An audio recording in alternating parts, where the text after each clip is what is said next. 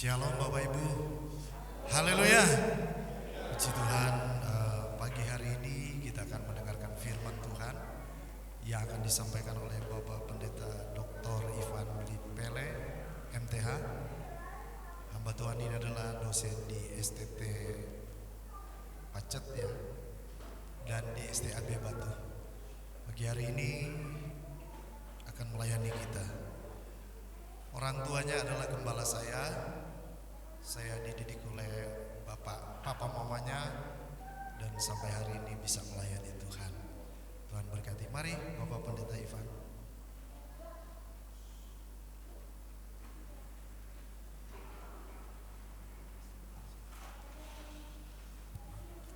Haleluya. Puji Tuhan. Selamat pagi Bapak Ibu Saudara. Bersyukur kepada Tuhan, saya boleh ada di daerah Jember, khususnya di Balung. Saya sangat mengucap syukur kepada Tuhan untuk kesempatan boleh beribadah dengan Bapak Ibu di tempat ini. Terima kasih Bapak Ibu Gembala. Ya, saya senang sekali karena sebenarnya GPDI Balung sudah lama saya dengar. Apalagi Bapak Pendeta pernah di tempat dari orang tua kami di Manado. Hanya bedanya waktu beliau praktek pelayanan di sana, saya ada di Bandung, saudara. Jadi selama Bapak Gembala ada di pastori, tempat orang tua kami, saya tidak pernah ketemu beliau, tapi saya tahu beliau ada di sana. Puji Tuhan. Puji Tuhan. Kami satu alma mater. Satu alma mater, sekolah Alkitab, satu alma mater, cuma beda angkatan. Ibu Gembala juga sama, kami satu alma mater.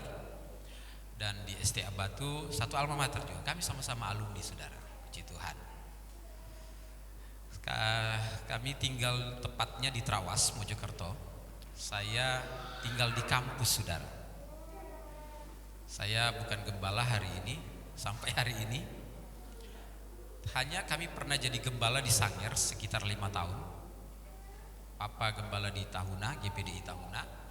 Saya gembala sempat dimutasi, ada 3 tempat karena kebutuhan dari pimpinan gereja memutasikan kami. Satu pelayanan yang ada di Sangir, jadi 5 tahun saya gembala di sana. Kemudian saya studi lanjut, saya ambil S2 di Tiranus. Jadi karena cukup jauh, ya akhirnya studi lanjut itu yang membuat saya akhirnya ada di dunia pendidikan, saudara. Puji Tuhan. Bapak Ibu Saudara, kami dikaruniai 3 anak. Anak pertama ada di Jakarta, dia sudah kerja. Anak kedua di Jakarta juga, dia kuliah semester 1 di Ukrida. Dan anak ketiga bersama dengan kami di Trawas, SD kelas 6. Jadi dia sampai hari ini penjaga papa mamanya. Puji Tuhan. Bapak Ibu kalau mau main-main di daerah dingin di Trawas, mampirlah. Tapi kampus itu dia transit karena sementara akan membangun. Bantu doa Bapak Ibu. Sebenarnya kampus itu 25 tahun ada di Pacak, seperti penyampaian Bapak Gembala. Tapi setelah masa 25 tahun itu, kampus itu harus mandiri dan sudah beli tanah sekitar 7 hektar. Tapi 1 lembar surat yang dibutuhkan, pasti Bapak Ibu tahu surat apa itu. Surat izin dari lurah. Sudah bergumul 5 tahun, surat itu belum keluar. Puji Tuhan. Kita semua dalam kedaulatan Tuhan dan tidak tahu Tuhan maunya bagaimana, Bapak Ibu ya. Tadi sudah disampaikan, saya selain di sekolah itu di STT IAA, mungkin Bapak Ibu tanya, kenapa kok pendeta GPDI ada di situ? Itu anugerah Tuhan. Saya di situ sudah hampir 10 tahun dan saya tahu bahwa itu adalah kesempatan yang Tuhan percayakan kepada saya. Dan saat ini juga saya ada di STA Batu, di tempat saya sekolah dulu waktu S1. Tuhan Yesus memberkati semua ya. Puji Tuhan. Bapak Ibu Saudara sekalian, mari kita buka di dalam Injil Matius pasalnya yang kedua. Matius pasalnya yang kedua, ayat yang pertama dan ayatnya yang kedua. Sekali lagi, Matius pasalnya yang kedua, ayat yang pertama dan ayat yang kedua. Sesudah Yesus dilahirkan di Bethlehem di tanah Yudea pada zaman Raja Herodes, datanglah orang-orang Majus dari timur ke Yerusalem dan bertanya-tanya, di manakah dia, raja orang Yahudi yang baru dilahirkan itu? Kami telah melihat bintangnya di timur dan kami datang untuk menyembah dia. Amin. Puji Tuhan. Bapak Ibu, pribadi Yesus adalah pribadi yang unik. Pribadi yang unik. Kenapa saudara? Sejak dia dilahirkan, ada sekian banyak orang yang dengan sukacita, bahkan dimulai dengan terkejut, gembala-gembala di padang Efrata. Jadi ini adalah termin yang berikutnya, orang Majus yang datang. Kalau Bapak Ibu perhatikan dalam Injil Lukas, yang datang berita pertama waktu kelahiran, hari ini telah lahir bagimu. Biasa kalau mau Natalan ini sudah ada pohon Natal. Anak-anak sekolah minggu itu suka memberikan fragmen drama tentang bagaimana gembala-gembala datang di kandang. Karena hari itu dari padang mereka cari tempat itu, pergi ke kandang, kemudian ketemu dengan bayi itu, kata Alkitab. Nah, ada satu sukacita karena ratusan tahun, bahkan ribuan tahun mereka dengar berita ini, namun menunggu-nunggu kapan datangnya dia. Nah, ketika direalisasi dia lahir, mereka terkejut, saudara. Pernahkah kita mengalami hal itu? Ketika kita menanti-nanti, menunggu-nunggu, kemudian momen itu tiba, momen itu datang. Ini merupakan satu berita sukacita, tetapi sekaligus kekejutan untuk kita. Kalau penantian apalagi lama, saudara. Mungkin di antara Bapak Ibu Saudara ada yang pernah menantikan satu peristiwa atau satu momentum yang penting dan penantiannya sudah puluhan tahun. Ketika peristiwa itu tiba, Bapak Ibu bukan cuma senang, terkejut. Bahkan sebagian orang mungkin melinangkan air mata. Terpisah dengan anak, terpisah dengan kakak, terpisah dengan orang tua sekian puluh tahun. Berita ini sudah lama menjadi nubuatan Bapak Ibu Saudara. Tetapi kita juga mengerti bahwa Alkitab memberikan satu kisah, antara lain dalam Matius pasal yang kedua ini. Selain orang-orang Majus, ternyata orang Yahudi juga terkejut dan Herodes terganggu. Tetapi kamuflasenya sangat unik. Saya tidak tahu, saudara, Alkitab tidak memberikan satu istilah atau data kepada kita bagaimana kepolosan daripada orang Majus, ataupun mereka tahu atau tidak tahu apakah memang Herodes ini dengan maksud yang tulus dan baik atau tidak. Hanya Tuhan tahu. Sebab itu di dalam perikop ini Alkitab katakan setelah mereka jumpa menyembah bayi itu, anak itu maksud saya, mereka pulang melalui jalan yang lain karena malaikat yang suruh demikian. Nah, Bapak Ibu Saudara sekalian, saya ingin kita melihat peristiwa ini dari sudut pandang yang berbeda. Dari sudut Majus, orang yang sebenarnya tidak mendapatkan nubuatan tentang pribadi ini. Coba Bapak Ibu perhatikan. Sesudah Yesus dilahirkan di Bethlehem di tanah Yudea pada zaman Herodes, datanglah orang Majus. Tolong next slide-nya itu. Betul. Di situ saya membuat catatan, saudara, Magoi itu, Magoi yang tadi di slide kalau boleh. Nah, terima kasih. Magoi ini penunjuk identitas orang dari luar negeri. Kalau kita orang Indonesia berarti luar negeri, Malaysia, Australia, Filipina. Seorang magician, ini keterangan yang diberikan oleh beberapa buku, saudara.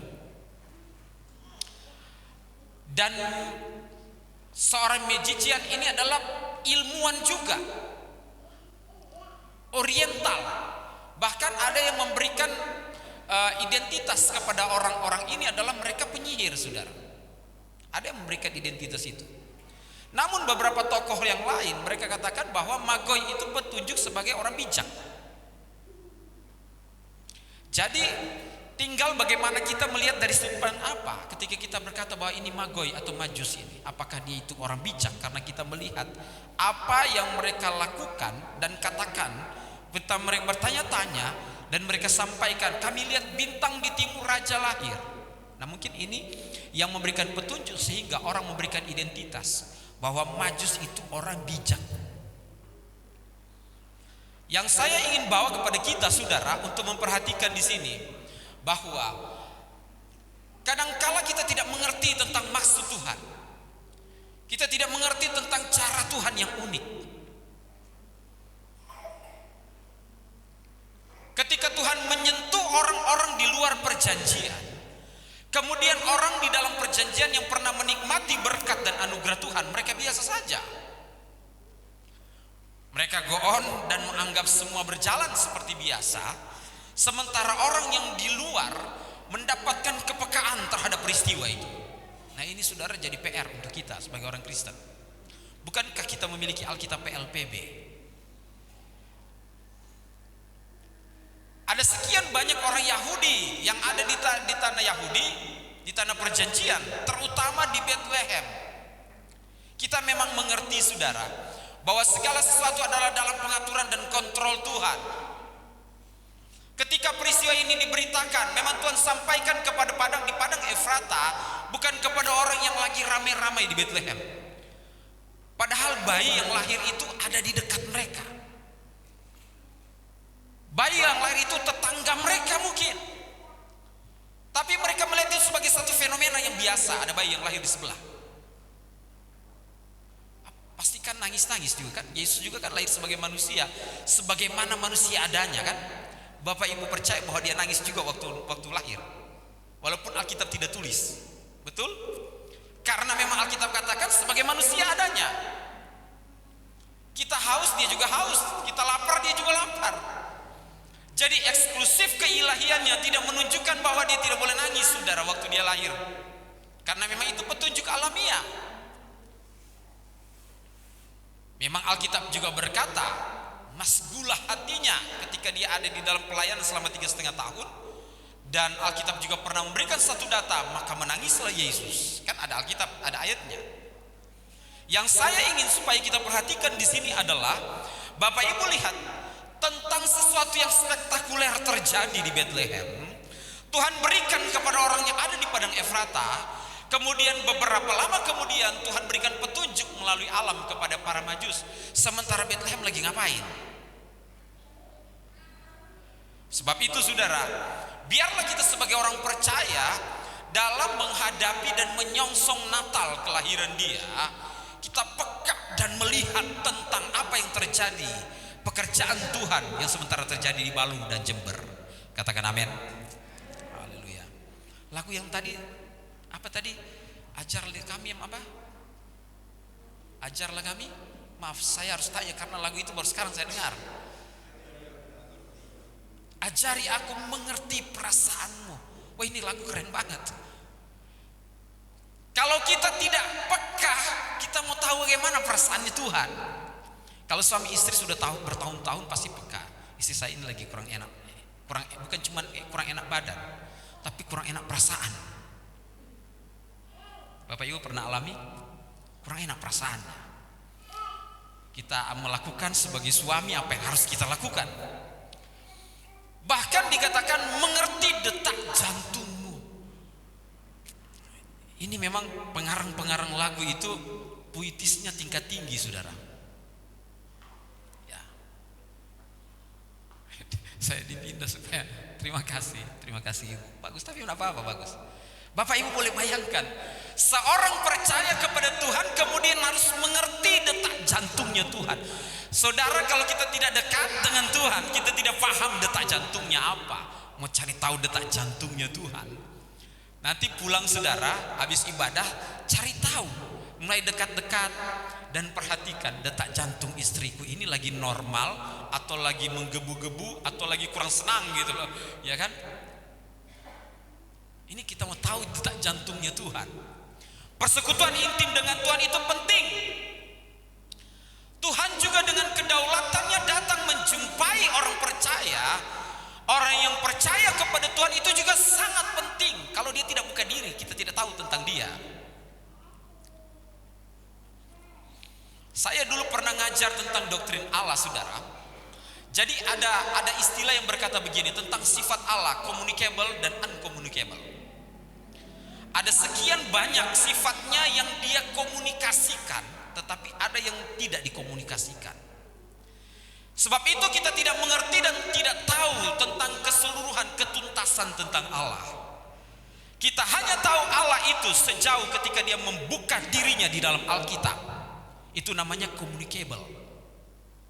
Sejauh dia buka dirinya, dia informasikan tentang siapa dia, itulah yang kita tahu. Tetapi yang kita mengerti bahwa ada sekian banyak rahasia tentang dirinya, ada sekian banyak rahasia tentang sifat Allah yang luar biasa yang kita tidak tahu. Sebab itu tidak boleh ada orang percaya yang berkata bahwa kita tuntas berpikir tentang Tuhan. Tidak, saudara. Jangankan tentang uncommunicable yang dia tidak sampaikan. Sedangkan yang sudah disampaikan ini kadang-kala kita, Tuhan apa maksudmu ini kan? Bagaimanakah dirimu dan sifatmu? Apa hatimu di dalam firman? Saya pusing Tuhan. Saya pusing, ini apa maksudnya Tuhan? Nah Bapak Ibu Saudara sekalian, kita lihat saudara, ketika Tuhan menyentuh kapasitas keilmuan dari Magoi ini kan orang bijak. Oleh sebab itu di dalam ayat yang kedua mereka berkata, kami melihat bintangnya di timur.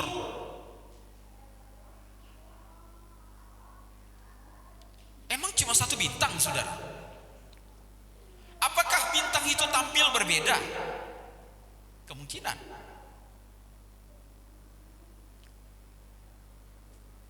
Sekian banyak bintang, tetapi bintang ini yang menarik perhatian mereka. Sehingga mereka membuat satu kesimpulan logis bahwa ini ada raja yang lahir. Apakah cuma mata majus yang melihat itu, saudara? Saya rasa tidak mungkin. Ada sekian banyak orang yang di dunia yang melihat, oh iya, bagus ya bintang itu ya. Bisa kan? Kalau saya hidup waktu itu, kayaknya ini bintangnya keren. Foto atau kita selfie dengan bintangnya, oh kurang bagus HP saya mungkin. Oh ternyata bagus HP saya, foto. Kalau heboh dunia, kalau ada gerhana. Saya ingat berapa tahun yang lalu sampai orang dari luar negeri datang di Indonesia mencari lihat yang gerhana itu. Saya pikir-pikir dia datang berapa tiketnya? Mau lihat gerhana di Kalimantan Barat atau di mana gitu waktu itu. Orang rame-rame mau ke sana. Fenomena alam yang berbeda. Ajari kami untuk mengerti perasaan Tuhan. Tuhan meletakkan tentang apa yang menjadi maksudnya di dalam firman dan di dalam hidup kita sehingga kita melihat tentang alam ini. Kita lihat tentang dirinya, kita lihat melalui karyanya. Adakah kita peka untuk lihat hal itu, saudara? Caranya adalah minta Tuhan, Tuhan ajari kami untuk mengerti maksud, mengerti kehendak. Coba kita next slide. Kita lihat ayat yang pertama, saudara. Dia katakan di sana, kalau saya perhatikan di dalam ayat itu dikatakan bahwa lahir di Bethlehem, di tanah Yudea pada zaman Herodes datang orang Majus dari timur ke Yerusalem. Mereka bukan orang Yahudi. Orang-orang ini bukan penerima perjanjian dalam perjanjian lama, tidak. Mereka tidak pegang kitab Taurat Musa. Orang-orang ini tidak pegang kitab nubuatan. Orang ini tidak pegang kitab-kitab Mazmur dan kawan-kawan kitab syair, saudara. Mereka dari tempat yang jauh. Dan memang di dalam Injil Matius ini tidak dijelaskan dengan tepat mereka itu dari mana. Mereka tepatnya dari kota mana, dari bangsa mana, tetapi hanya dikatakan dari timur mereka lihat bintang. Artinya saudara, keterangan yang lebih banyak tentang Majus ini tidak penting menurut Matius. Tetapi yang penting di sini adalah perjumpaan mereka dengan petunjuk yang diberikan oleh Tuhan. Aku lihat bintang. Saya saudara ingin menerapkan kepada kita untuk kita merefleksikan di dalam kita masa lalu saudara tidak penting. Saya menjadi orang berdosa yang bagaimanapun dulu. Anda pemabuk, pemburit, pencelaka, perampok itu tidak penting. Yang terpenting adalah ketika kita berjumpa dengan Tuhan secara pribadi.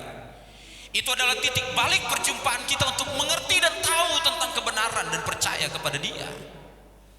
Alkitab tidak catat mereka itu sebenarnya orang dari mana. Sebab itu kita bersyukur kepada Tuhan. Kita bayangkan saudara, kalau misalnya latar belakang kita diungkit-ungkit oleh Tuhan. Mungkin saya dan Bapak Gembala mungkin salah dua ya.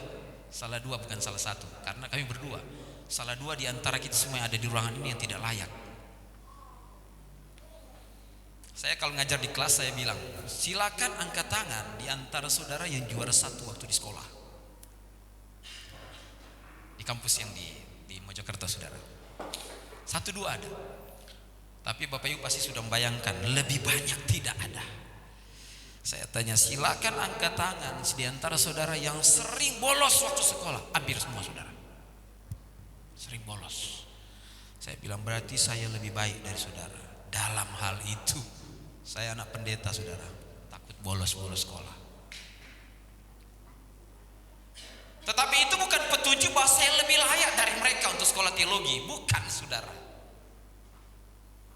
Saya percaya juga bahwa petunjuk ini walaupun mereka ilmuwan, tetapi Tuhan yang membuka rahasia ini untuk menyentuh pikiran para majus. Katakan amin saudara. Apakah memang orang ilmuwan cuma mereka? Sekian banyak orang ilmuwan pada waktu itu, tetapi mereka tidak melihat bahwa tanda itu adalah tanda yang menunjukkan raja yang lahir. Sekian banyak ilmuwan yang ada waktu itu, tetapi mereka para majus ini yang diberikan oleh Allah satu hak, satu sentuhan dari Tuhan untuk mereka maju bergerak dan mencari di manakah dia raja yang baru dilahirkan itu. Puji Tuhan saudara. Sebab itu Bapak Ibu Saudara, dari sekian banyak orang yang ada di Balung ini, ya kan, dan yang akan datang untuk beribadah di tempat ini, kita bersyukur saudara kalau di antara sekian banyak dari di Balung dan sekitar ini di Kabupaten Mojokerto, kemudian Bapak Ibu Saudara yang ada di GPDI Logos. Logos ini perkataan saudara, itu bahasa PB kan, Yunani.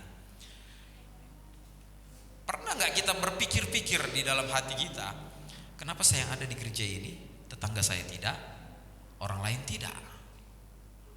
Walaupun kita tetap percaya juga dengan mandat ilahi supaya kita menyampaikan dan memberitakan firman kepada mereka dan menginjili mereka supaya dengar firman Tuhan dan percaya kepada Yesus. Amin saudara. Amin. Amin. Puji Tuhan. Saya kembali saudara. Dalam bagian yang kedua ini, tidak penting mereka asal dari mana, dengan jelas tidak penting. Yang penting petunjuk bahwa si pembaca fenomena itu adalah orang bijak. Udah cukup.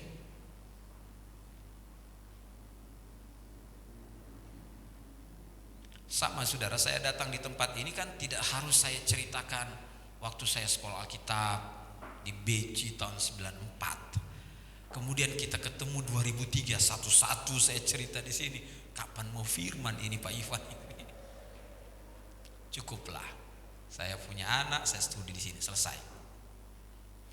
Nah, Bapak Ibu Saudara sekalian, oleh sebab itu saya ingin supaya kita mulai juga melihat dan merefleksi, merenungkan diri kita tentang bagaimana kemurahan dan anugerah Tuhan bagi kita. Paulus katakan, di antara mereka semua, akulah yang paling berdosa, kata dia. Tetapi sekian banyak surat PB, ada yang mengakui 12, ada yang mengakui 13, bahwa kitab-kitab itu ditulis oleh orang ini. Dia yang pernah pergi dengan kebanggaan dan merasa ketika dia harus menganiaya orang yang pengikut jalan Tuhan, dia lakukan yang benar.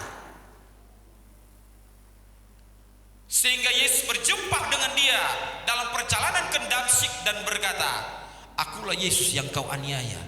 Orang pintar dia nggak paham kalau dia melakukan sesuatu yang seolah dipikir dia lakukan yang benar. Oleh sebab itu Yesus berjumpa dan Yesus katakan, kau aniaya aku. Dia jadi buta 3 hari. Sampai Ananias pun takut menjumpa dengan dia. Tuhan, bukankah dia datang mau mencari dan membunuh pengikut jalanmu? Sudah pergi, kupilih dia. Banyak siksaan yang akan menanti dia. Tapi dia adalah hamba pilihanku. Semuanya adalah karena Tuhan. gereja dan pastori sudah diajar oleh orang tua bahwa semua karena Tuhan dan anugerah Tuhan. Semua karena anugerah dan kemurahan Tuhan. Haleluya saudara. Oleh sebab itu kalau kita ada pada sampai hari ini saudara, itu karena Tuhan, bukan karena kita. Saya yakin juga saudara bahwa apa yang terjadi kepada orang Majus, kemudian mereka dari antara sekian banyak ilmuwan waktu itu, kemudian mereka datang di Bethlehem mencari Yesus, itu adalah kemurahan Tuhan. Haleluya. Apa yang menjadi kerinduan kita saudara? Apa yang menjadi pergumulan kita? Apa yang harus kita lakukan? Kalau kita boleh ada di dalam Tuhan karena kemurahan Tuhan, kita boleh ada di dalam Tuhan, percaya kepada Dia karena anugerah Tuhan, berarti setiap pergumulan orang percaya itu juga kita akan terima karena anugerah Tuhan. Setiap pergumulan hidup kita akan alami karena kemurahan Tuhan. Coba next slide saudara, dalam ayat yang kedua. Ayat yang kedua dikatakan di sana bahwa mereka mengetahui kelahiran Raja baru. Saya kasih kurung Yesus.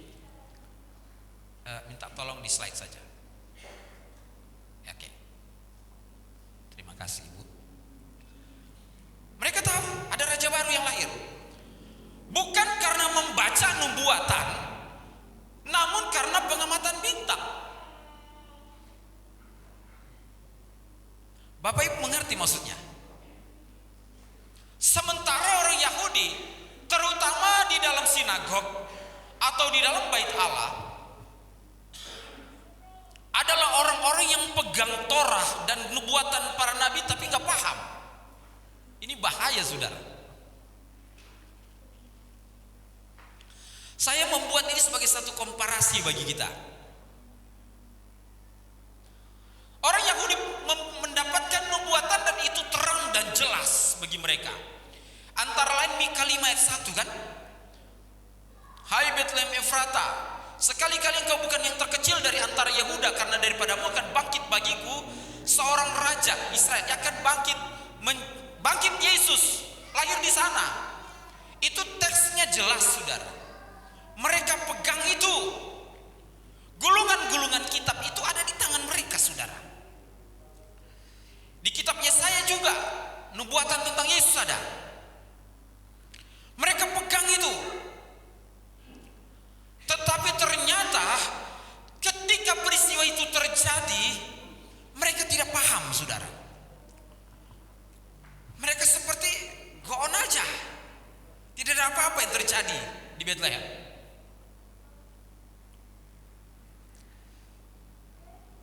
Tapi orang Majus ini nggak pegang gulungan itu, nggak pegang kitab itu, tidak pegang teks itu, tidak pegang nubuatan itu. Mereka lihat bintang, mereka tahu ada yang terjadi. Ini peristiwa unik saudara. Bapak Ibu saudara sekalian, sebenarnya di khalayak umum bangsa kita tidak asing lagi tentang pribadi Yesus. Sebab itu bagi orang percaya, orang Kristen, kalau berkata tentang Yesus itu bukan hal yang tersembunyi lagi. Saya ingat saudara, waktu sekitar abad yang kedua dan abad yang ketiga ada seorang pintar teolog sekaligus filsuf namanya Origenes. Dia katakan begini, bahwa logos yang kita sebut sebagai Yesus dalam Injil Yohanes, dia itu setengah Allah. Apa kurangnya Origenes saudara? Bayangkan, dia buat buku-buku teologi itu luar biasa. Dia pernah buat Hexapla, itu terjemahan teks sampai 6 jalur. Alkitab bahasa Yunani untuk PL. Kan bahasa untuk PL kan bahasa Ibrani. Dia pakai bahasa Yunani. Kurang pintar apa itu orang saudara? Kemudian karena serangan, dia buat buku-buku. Antara lain Gensasus, serangan iman kekristenan, dia pakai pertahanan. Tapi dia tersandung dengan itu, bahwa dia lihat Yesus itu logos setengah Allah.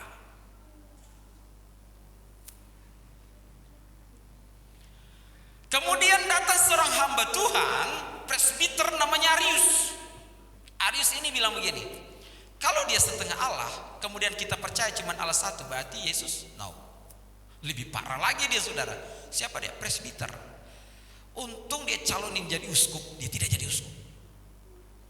Ini orang ini, nanti Bapak Ibu baca di buku sejarah. Konsili Nisea tahun 325 menggagalkan dia, mengusir dia. Kemudian konsili itu berkata bahwa Yesus homoousios, sederajat, setara, sehakikat Allah.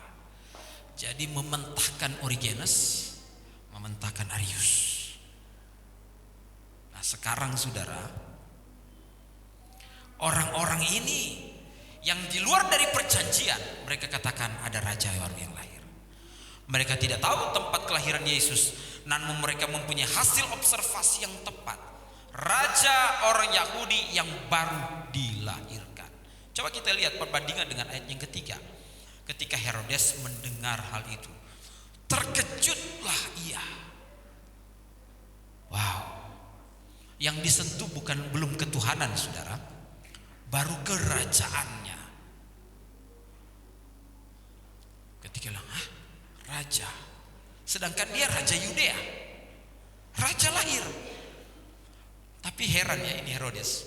Pernah Bapak Ibu pikir-pikir begini, ini si Herodes tua ini, saya mohon maaf saudara, saya kadang-kala pikir begini,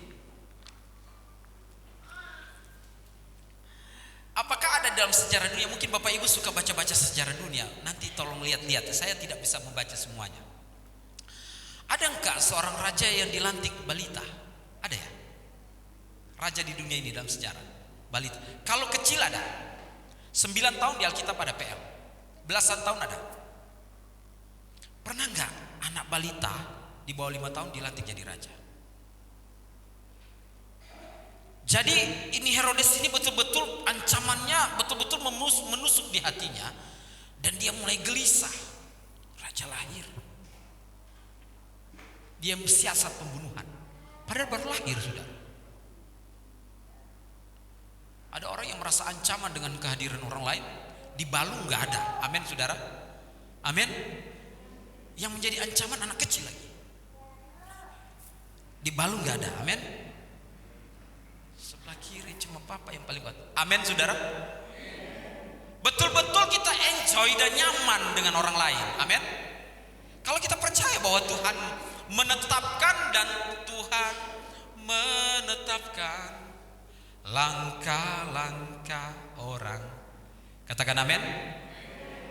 Bapak Ibu di kantor, di rumah, di gereja sekalipun, dimanapun jangan terancam dengan kehadiran orang lain. Nanti kalau dia di sini, dia ambil saya punya posisi. Bapak main keyboard hebat sekali tadi. Iya. Main gitar, semua main musik bagus. Saya kaget. Ibu yang main drum juga. Puji Tuhan. Yang mana? Oh, Bapak ngajarin ibu kah? Ya. Ya, gitar. Ini gitar apanya? Anaknya. Terus ini sepupu-sepupunya kah? Ini artinya keluarga yang melayani. Kalau anaknya Pak Ivan ada di sini, nanti bersaing bersama-sama di main gitar, kamu senang atau tidak senang? Betul kan? Tapi dia di Jakarta, jangan ya. Jangan tak. Saya cuma kasih contoh Bapak Ibu. Ini keluarga pemain musik rupanya. Bapak berikut digantiin anak main keyboard, boleh kah? Boleh. Ya ajarin Pak. Saya kasih tahu sama teman-teman dosen. Saya ingin memberikan budaya baru. Saya di sekolah itu saya kaprodi. Jadi gini, saya senang kalau satu rumpun mata kuliah minimal 2 dosen yang expert, ahli, minimal. Saya tidak mau merasa tersaingi kalau ada orang yang paham dan lebih tahu dari saya. Saya dosen historika, teologi dan biblika, saudara. Saya bilang lebih baik kalau minimal 2. Kan bagus, saudara. Kita akan lebih kaya. Dan kita itu misalnya dalam satu waktu kita tidak bisa, ada orang lain yang bisa, puji Tuhan. Tapi ada mungkin orang-orang, kalau boleh saya semua yang bisa, dia jangan. Saudara, itu mati sudah bidang pelayanan saudara. Saya mohon maaf Bapak Gembala, Ibu Gembala ya, Bapak juga saya mohon maaf. Pemain keyboard di sini cuma Bapak atau ada teman yang lain? Saya Bapak pemain keyboard juga, tapi Bapak lebih bagus dari saya. Ada atau tidak? Ada. Sebagus Bapak atau lebih bagus? Enggak, saya pemain musik juga. Saya di sekolah Alkitab Batu saya main keyboard soalnya. Waktu sekolah dulu. Bapak harus melatih orang lain. Maaf ya, bukan ngatur-ngatur Bapak Gembala. Karena di pelayanan itu kita tidak boleh merasa tersaingi satu dengan yang lain. Ini mental Herodes, saudara. Kalau worship leader yang keren sekali tadi Bapak ya, saya sampai semangat juga di bawah Bapak. Standar worship leader seperti tadi, kita ini kalau di Manado ini berjingkrak-jingkrak sudah. Tapi pembawaan kita ya, orang di Jawa ini kita agak lebih kalem, lebih soft. Pengaruh budaya, puji Tuhan. Kenapa apa saudara? Kalau saya dulu kalau khotbah di Manado, saya bilang puji Tuhan, jemaat semangat sekali. Dan saya harap jemaat waktu dengar firman Tuhan hampir 1 jam jangan tidur. Semangat juga dengar firman. Nah, Bapak Ibu Saudara, saudara perhatikan di sini. Herodes punya mental yang berbeda di ayat 3. Bahkan di dalam ayat yang ketiga, Alkitab katakan terkejut seluruh Yerusalem. Saya kalau Bapak Ibu perhatikan tadi, sebenarnya ketika orang-orang Majus datang di Bethlehem, Yesus bukan bayi lagi. Karena penggunaan bahasa Yunani di situ bukan penunjuk bayi seperti waktu padang Efrata gembala-gembala datang. Beda. Di dalam pasal yang kedua ini ditunjukkan bahwa mereka menjumpai anak kecil. Jadi maksudnya begini. Ada sudah sekian tahun Yesus lahir, kemudian orang Majus datang. Orang Bethlehem pun atau orang Yehuda tidak tahu kalau yang lahir itu adalah Yesus, penggenapan PL. Sebab itu ayat 3 katakan mereka terkejut. Sudah sekian tahun. Nanti kalau yang bisa buka bahasa Yunani boleh lihat. Penggunaan kata anak di situ bukan bayi tetapi anak kecil. Ya mungkin seperti sana yang ada itu. Bukan yang digendong-gendong lagi. Kalau di dalam Lukas pasalnya tentang orang gembala-gembala datang itu bayi. Jadi nanti berikut kalau bikin Natalan dirubah-rubah dikit ya. Jangan Yesus masih bayi kemudian datang orang Majus. Ada apa? Jika kita menjadi orang percaya yang betul-betul ingin mengetahui tentang detak jantungnya Tuhan, betul-betul kita mengerti fenomena apa yang sedang terjadi di Jember, apa yang sedang terjadi di tempat ini. Ketika Allah bergerak dengan visi yang Tuhan taruh kepada Bapak dan Ibu Gembala, itu adalah visi dari Tuhan kepada pemimpin, kan kepada hamba Tuhan. Kita gerak saudara. Katakan amin jemaat. Katakan amin jemaat.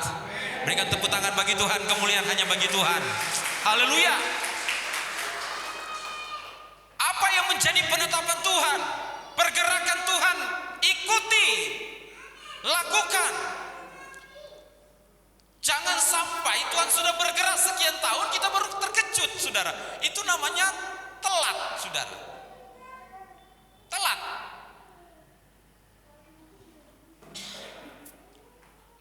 Bahasa Yunani kata Tuhan itu kurios. Momentum kesempatan itu kairos. Jadi kalau Tuhan bergerak menurut momentumnya, kemudian ada yang telat tertinggal saudara. Saya percaya semua yang ada di Balong ini mau tetap bergerak dengan perancangan Tuhan melalui keluarga gembala. Bapak Gembala dan Ibu Gembala. Katakan amin. Bergerak ke sana saudara. Ini namanya saudara ayat yang ketiga ketika dibandingkan, ketika saya menjelaskan tentang kepekaan yang Tuhan berikan kepada para Majus.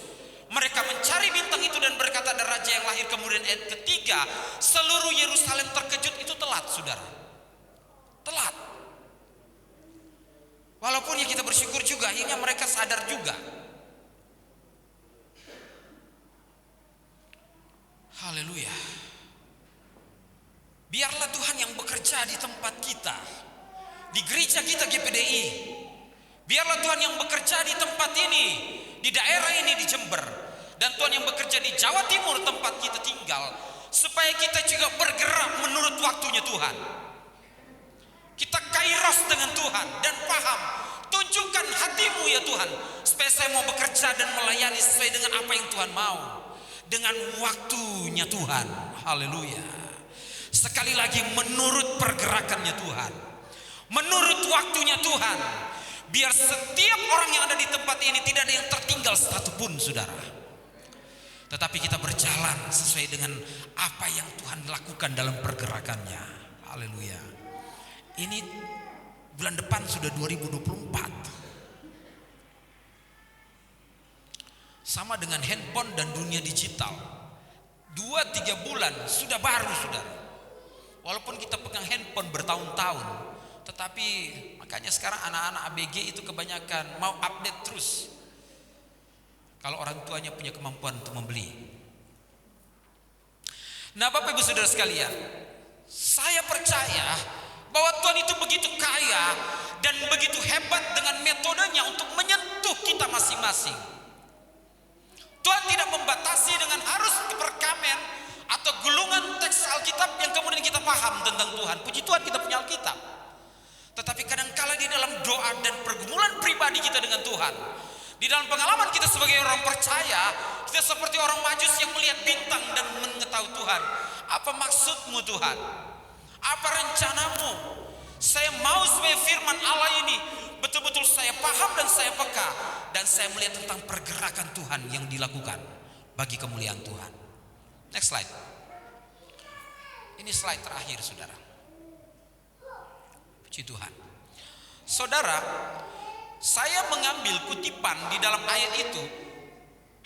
Ketika orang Majus berkata begini, kami datang dalam ayat yang kedua untuk menyembah Dia. Haleluya. Dalam menit-menit terakhir saya ingin agar supaya kita melihat tentang penggunaan istilah yang dipakai oleh Alkitab tentang proskuneo. Itu bacanya proskuneo saya. Sebentar, saya lebih di sini, kabur mata saya. Itu proskunesai. Yang itu bahasa Yunani, tetapi itu kata dasarnya proskuneo. Menyembah. Itu artinya to go down on knees to. Artinya berlutut.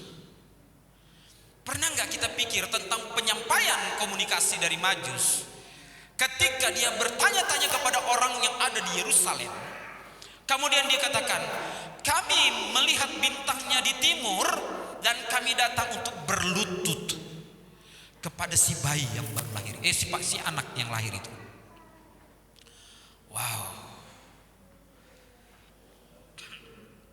Ini namanya penanggalan hak dan keangkuhannya diletakkan di sana, saudara.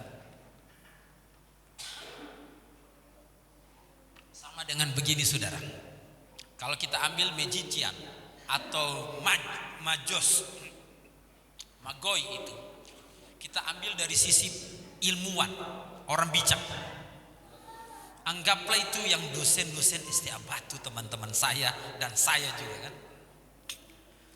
Kemudian harus berlutut di depan anak kecil, menyembah. Nah, kira-kira begitulah Pak Gembala, doktor itu kan. Bapak Ibu paham maksud saya? Proskuneo.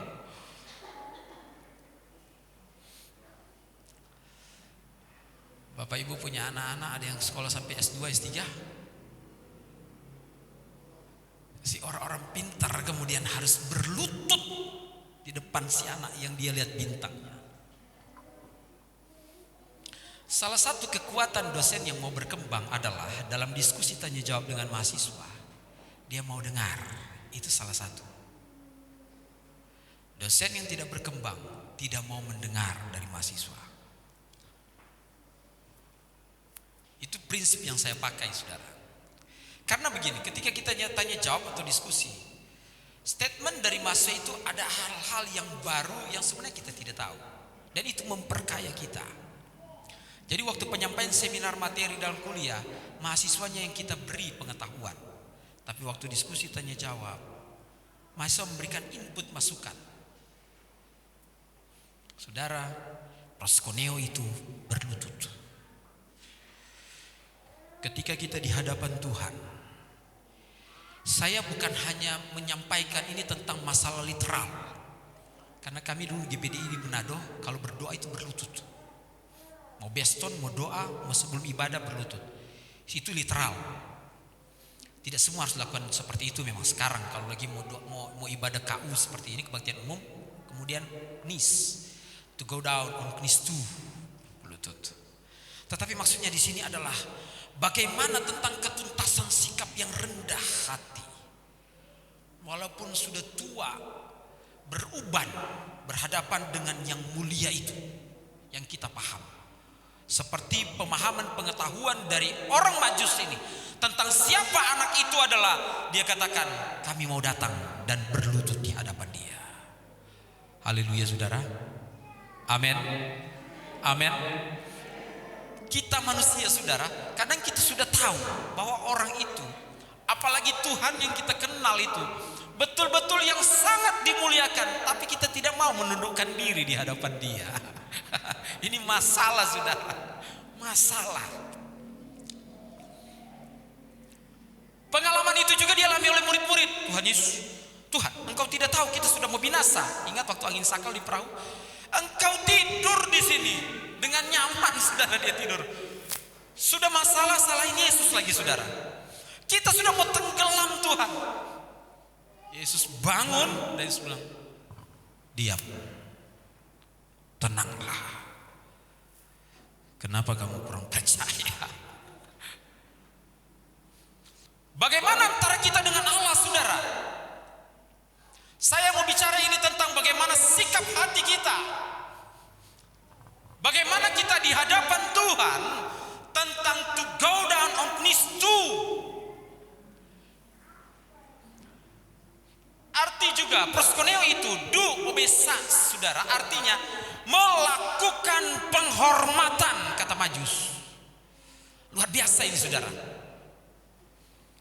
Artinya begini, kami datang untuk menghormati dia. Kenal juga tidak, cuma lihat bintang, tapi katakan kami mau menghormati dia. Puji Tuhan. Misalnya ini ya, ini misal di Mubes, ini GPD ada Mubes 2027 ya. Bapak Gembala kan MD datang, ketua yang akan berakhir karena mau pemilihan baru. Dalam sambutannya, saya bersyukur kepada Tuhan untuk kepercayaan pelayanan 5 tahun, dan terima kasih untuk semua hamba-hamba Tuhan dan seluruh jemaat GPDI. Saya barusan tadi bercakap-cakap dengan pendeta Jimmy Pangkirigo, sarjana teologi. Dalam satu sambutan itu hanya beliau yang disebutin namanya. Bapak Ibu mengerti mas saya? Satu sambutan, gembala-gembala pimpinan GPD hadir, cuman gembala saudara yang disebutin namanya. Dan beliau menyampaikan kepada saya tentang luar biasa anugerah Tuhan dan poin penting GPDI ke depan. Wah, pasti semua kaget saudara.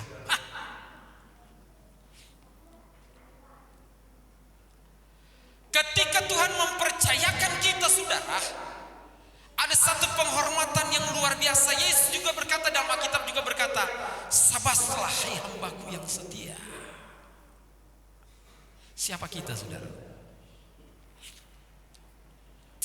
Tetapi Majus ini datang, dia katakan, kami datang untuk berikan penghormatan kepada Raja yang baru lahir itu.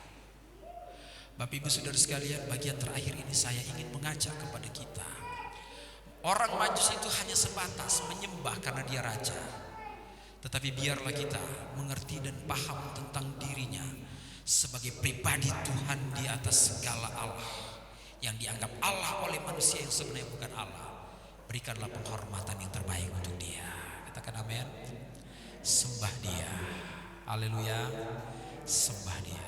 Tundukkan kepala. Puji Tuhan.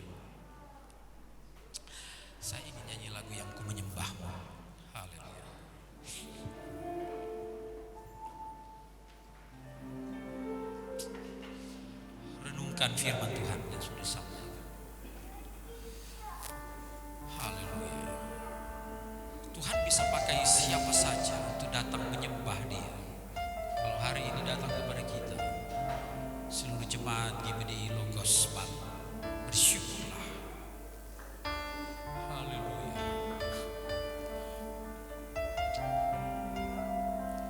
Haleluya.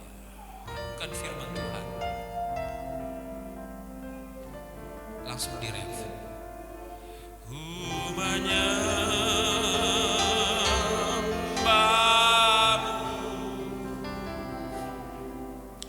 ku sembah, berikan penghormatan kepada Yesus. Ku menyembahmu,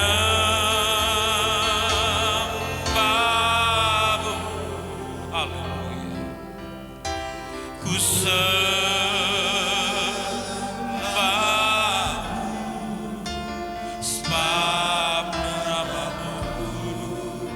sembah Dia, haleluya. Kudus Tuhan, ku menyembahmu, ku menyembahmu, haleluya, haleluya. Ku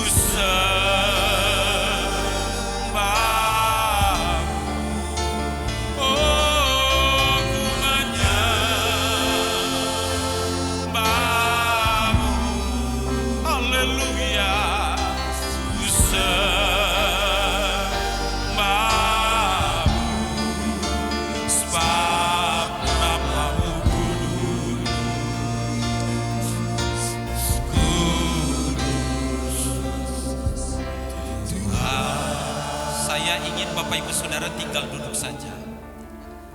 Berikan penghormatan kepada Tuhan yang mulia itu.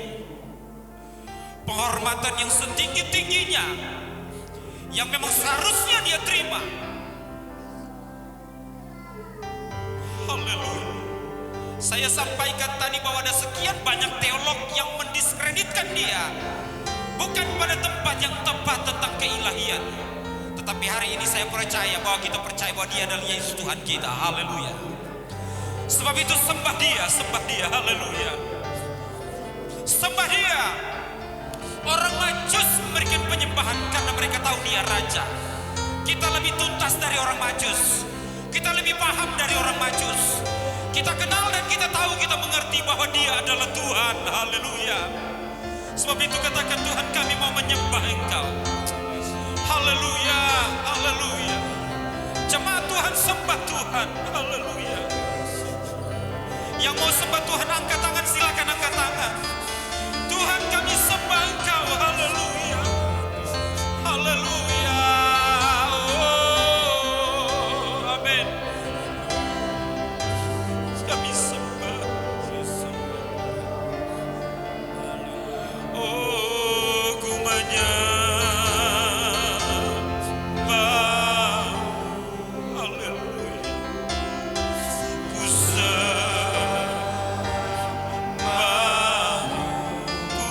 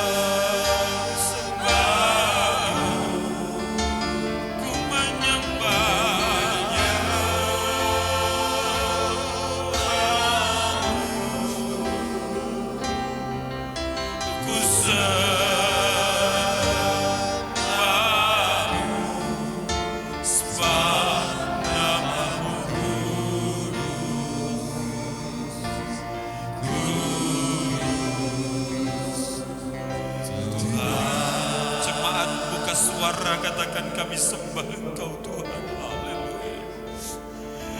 Tuhan Yesus kami sembah.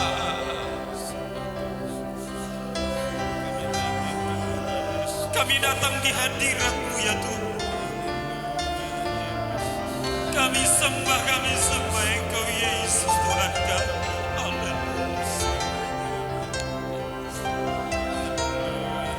Katakan Tuhan kami sembah Yesus, Allah kami, amin, amin, amin. Oh Yesus kami sembah, haleluya.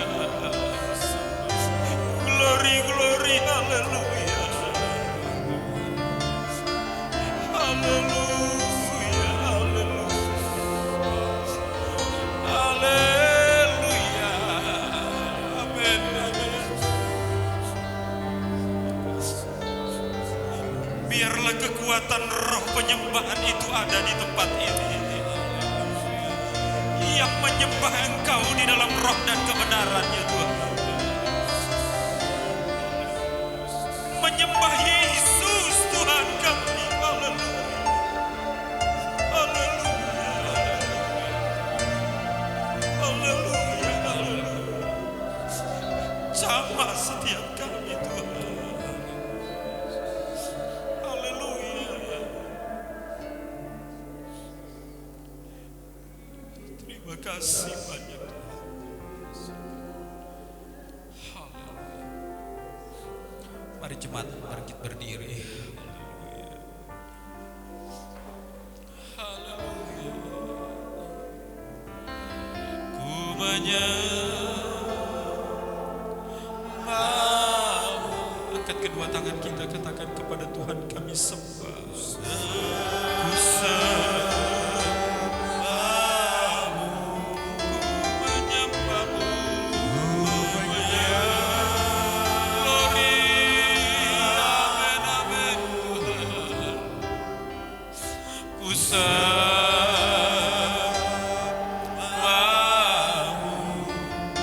sebab namamu kudus.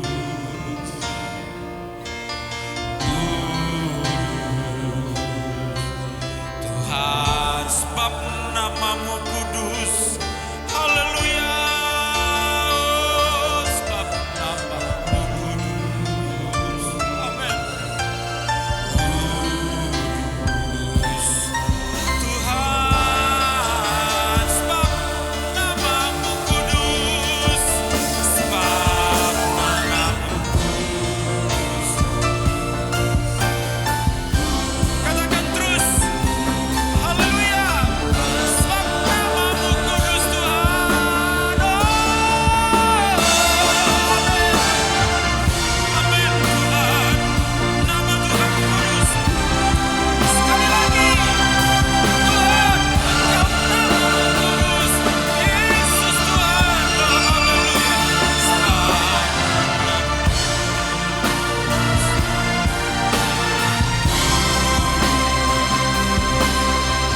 Tuhan, berikan tepuk tanganmu kemuliaan hanya bagi Yesus Tuhan kita.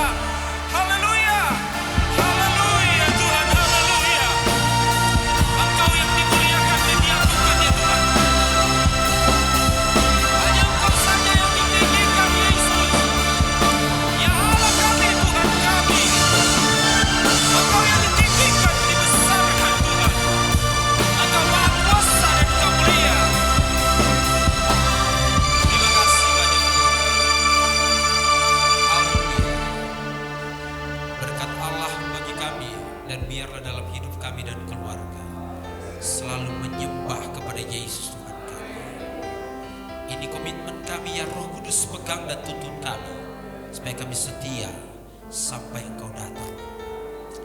Dalam nama Tuhan Yesus kami bersyukur. Haleluya. Amin. Silakan.